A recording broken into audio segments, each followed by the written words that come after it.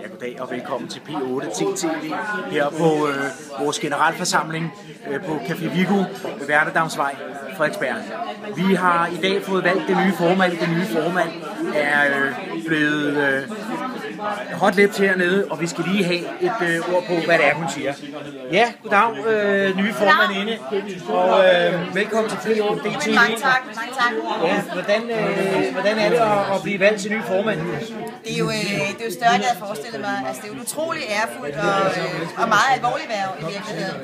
Og det er jo mærkeligt, når man tænker over, at det er, som skal handle om fis og ballade.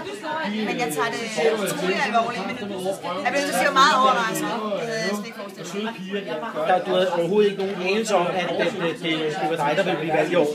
Overhovedet ikke. Nej, tværtimod.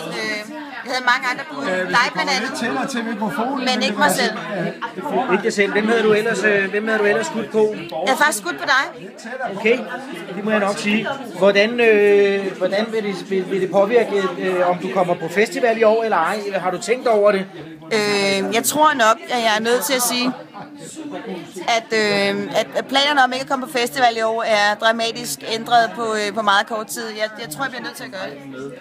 Det er jeg sikker på, at der er rigtig mange, der er rigtig glade for.